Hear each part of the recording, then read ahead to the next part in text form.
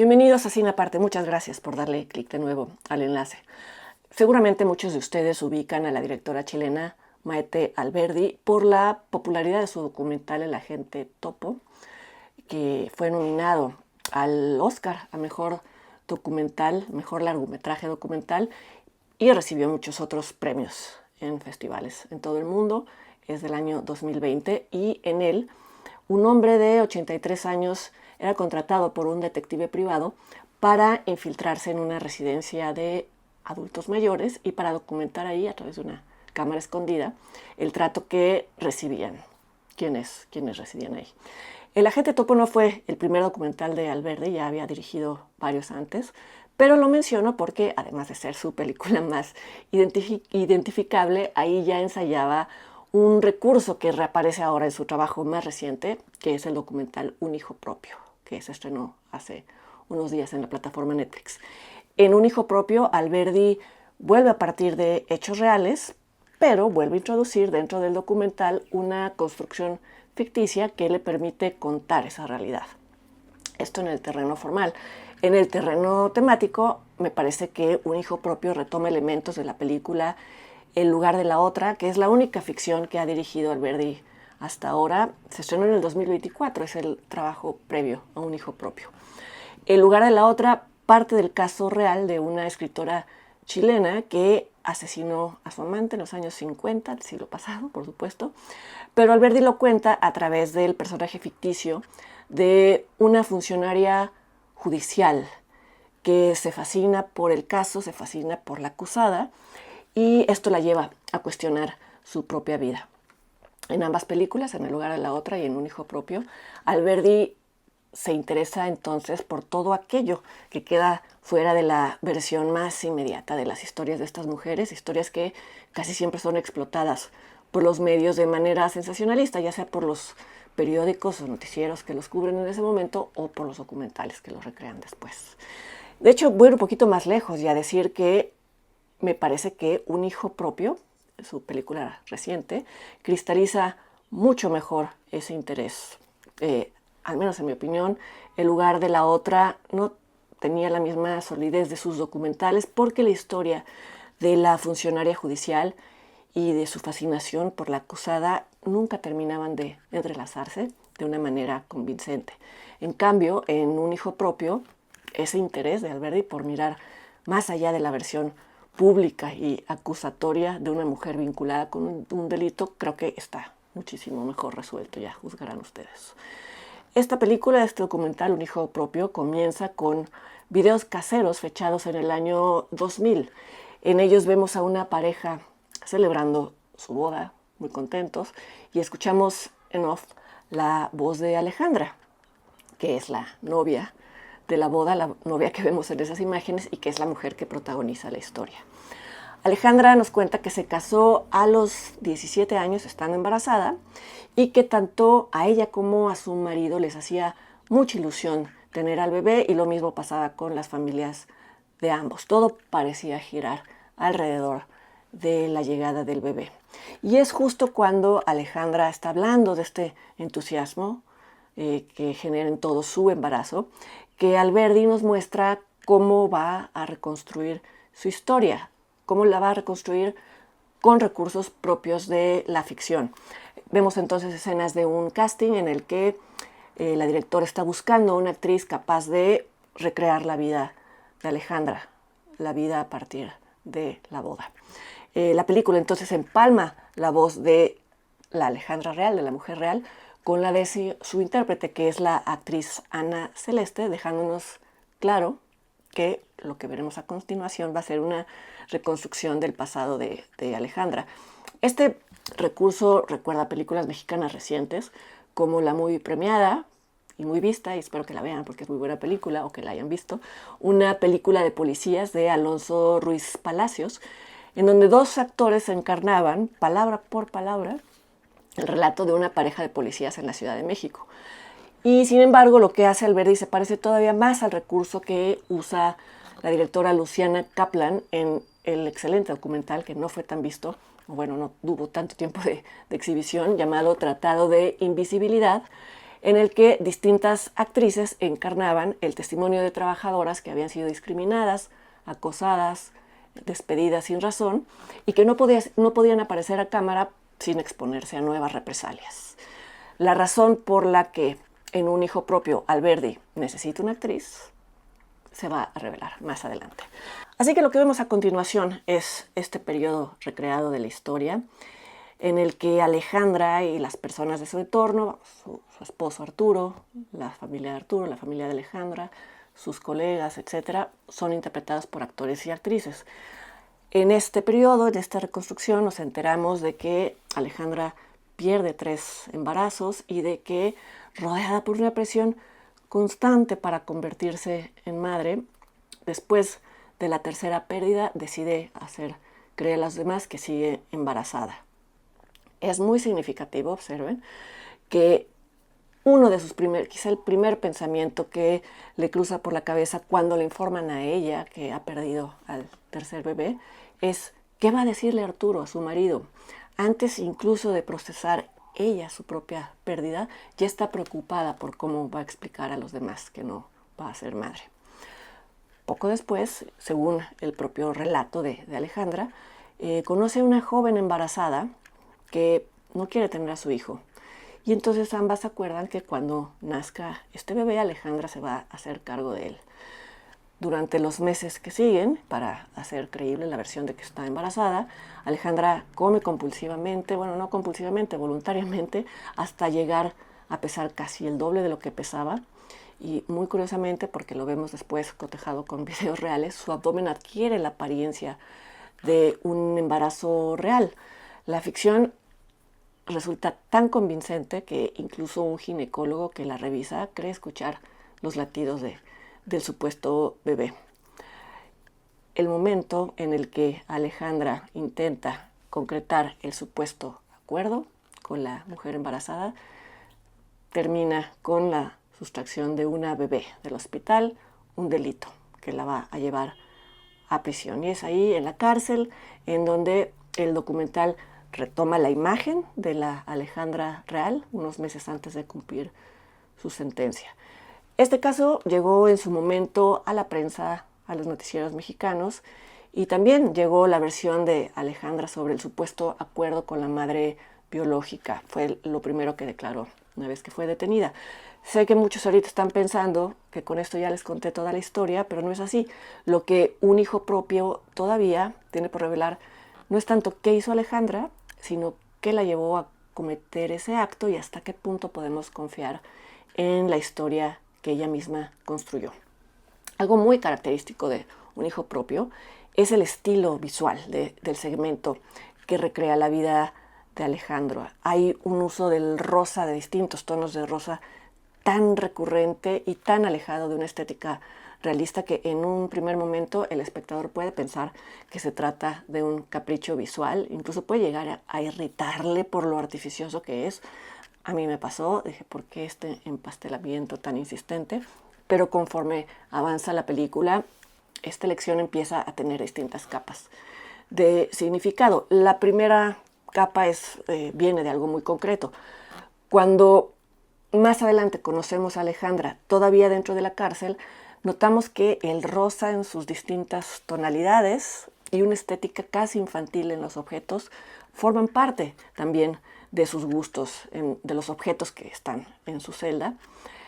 Es decir, no son simplemente un capricho de Maite Alberdi, del fotógrafo Sergio Armstrong. Me parece que la intención fue llevar al extremo un rasgo que ya era muy propio de la Alejandra real. Pero creo que esta exageración cumple además otra función. En las recreaciones un rosa que invade prácticamente todos los espacios y que convierte el periodo de los embarazos, de las pérdidas y del pacto en una especie de versión idealizada, estereotípica de la feminidad.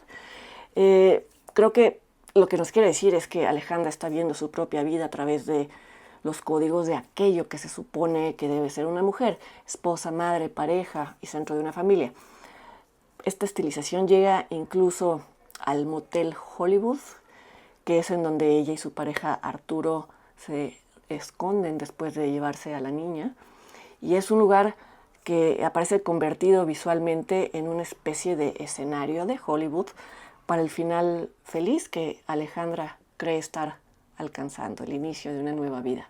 Y todavía hay una tercera lectura posible, y esta aparece hasta que conocemos la perspectiva de la madre biológica y entendemos hasta qué punto la historia de Alejandra estaba construida sobre una realidad distinta a la real, por así decirlo. La artificiosidad de estos colores deja de hablar únicamente de idealización o de una forma rosa de mirar el mundo y empieza a sugerir también una relación problemática, digamos, con la realidad. Así que, por lo menos en mi lectura, hay por lo menos 3 usos de una misma paleta. Es un rasgo verdadero de la misma Alejandra, es la sobreidentificación con un ideal femenino y, finalmente, también representa la fantasía, pero no tanto la fantasía como ilusión, sino en un sentido mucho más conflictivo. Cuando aparece la Alejandra actual, a punto de cumplir su sentencia, la película abandona esa estética tan artificiosa y entonces Alberdi, ya desde una estética realista, colores realistas, entrevista a la madre biológica de la bebé y su testimonio pone en duda la versión de los hechos que hasta entonces nosotros como espectadores habíamos aceptado, y además esta versión está respaldada por una investigación policíaca que confronta ambas versiones, la de Alejandra y la de la madre biológica. A mí me parece muy valioso que Alberdi incluya este testimonio, primero por una simple cuestión de honestidad narrativa. Les confieso que varias veces viendo documentales me he preguntado cuántos testimonios pudo haber dejado fuera el director para sostener mejor su propia lectura de una situación, para defender su tesis. ¿Cuántos fragmentos de entrevista no se habrán quedado en el cuarto de edición? Un hijo propio, en cambio, incorpora un ángulo que es capaz de cuestionar la propia construcción que la película había hecho hasta entonces. Pero además creo que la inclusión de esta segunda voz, de la voz de la madre biológica, cambia el sentido del documental. ¿Por qué? Porque una vez integradas las dos versiones, se vuelve más claro, por lo menos así me lo pareció a mí, que el centro del documental no está en juzgar la inocencia o culpabilidad de Alejandra en un sentido moral, sino en preguntarnos cómo debe de juzgarse un caso como este y qué factores pudieron llevar a esta mujer a actuar como lo hizo. Aunque la película no lo formule de manera explícita, como una discusión sobre perspectiva de género, creo que sí la clave está en la entrevista con la jueza que dictó la sentencia de Alejandra.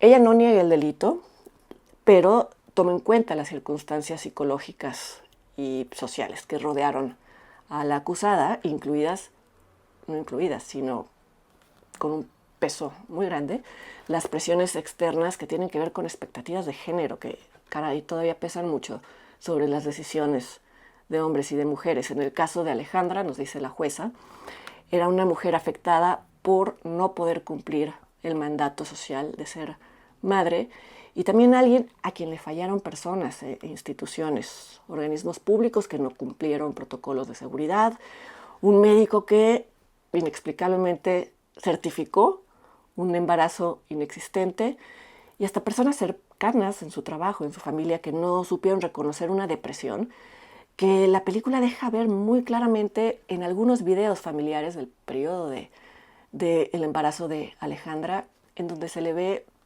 absolutamente triste y miserable, y su propia madre lo reconoce después. En esa escena con la jueza, que creo que es el eje del documental, ella explica que Alejandra, claro, fue declarada culpable, pero que ella decidió imponer la pena mínima considerando estas atenuantes, y esto lleva a preguntarnos cuánto cambiarían los procesos y las razones de las acusadas fueran tomadas en cuenta con la misma seriedad, y también lleva a hacernos ver los nocivos que pueden ser los mandatos sociales y cómo pueden desestabilizar psicológicamente a las personas. Una vez que Alejandra cumple su sentencia, Alberdi sigue explorando las intersecciones entre ficción y realidad y sigue explorando la manera en la que el género documental puede jugar con estas intersecciones. Le propone a Alejandra imaginar y contar cómo le gustaría que fuera su futuro corto, mediano plazo. Y esto es una forma, me parece, de convertirla entonces en guionista, en una guionista del epílogo de la película. Incluso llega a filmar imágenes que ilustran algunas de esas posibilidades. Y la realidad, como siempre pasa, y sin embargo, vuelve a desviarse de cualquier guión y vuelve a ser incluso más ficticia que la propia ficción. O sea, no es ficticia, pero parece ficticia de lo extraña que es. Después de rechazar propuestas de Arturo, de una vez más embarazarse para por fin tener un hijo propio, Arturo está un poco empecinado con la idea de tener un hijo propio, de ahí el nombre del documental. La pareja se separa temporalmente y él tiene un hijo con otra mujer. Y entonces vemos a Alejandra convivir estrechamente con ese niño, de modo que, pues sí, termina acercándose a una forma de maternidad que ella ya no esperaba. Alberdi no explica en qué términos ocurre esta nueva convivencia. No sabemos hasta qué punto Alejandra se hace cargo del niño, ni cuál es exactamente su lugar dentro de esa nueva configuración familiar. Y es aquí en donde aparece mi única objeción al documental. Estas escenas en donde Alejandra convive con su nuevo hijo, por así decirlo, están musicalizadas con una canción melancólica llamada En otra vida, de la cantante argentina Yami Safdie. Es una canción cuya letra imagina el futuro de una pareja, el futuro que una pareja no pudo tener y que de alguna manera Alejandra y Arturo parecen estar alcanzando. Esta elección musical da pie a que este final se entienda como un cierre feliz, como si finalmente todo hubiera encontrado su lugar. Y mi reparo tiene que ver con que una evaluación psicológica presentada por el propio documental, que fue tomada en cuenta en el juicio de Alejandra, concluyó que Alejandra mostraba una tendencia a la disociación y que esta pudo influir en su conducta. Fue uno de los atenuantes que la jueza tomó en cuenta a su favor y sin embargo la película no aclara cómo evolucionó posteriormente su estado psicológico. Es más, la Alejandra del presente sigue cuestionando esa versión oficial de los hechos o ese diagnóstico clínico. Con este comentario no pretendo revictimizarla ni sugerir que no está en condiciones de ser una figura materna, sino más bien cuestionar la forma en que Alberdi decide cerrar su arco, el del personaje y el del documental. La música inevitablemente orienta al espectador hacia una resolución que es afectiva y esto va en contra de lo que la película ha mostrado como una cuestión que es mucho más ambigua y mucho más compleja. Por lo demás, entiendo perfectamente el punto de un hijo propio y yo coincido en que es urgente que los procesos a mujeres, los procesos jurídicos tomen en cuenta circunstancias como las que se señalan o como las que tomó en cuenta la jueza quien dictó la sentencia a Alejandra. Creo que este aspecto solamente ya distingue a un hijo propio de muchos otros documentales, de muchas otras formas de contar casos como este que terminan simplemente reduciéndolos al escándalo. Un hijo propio se puede ver en Netflix, ahí están también algunos otros documentales de Maite Alberdi y yo los invito para que me acompañen dentro de 15 días aquí en otra entrega de Cine Aparte. Hasta entonces.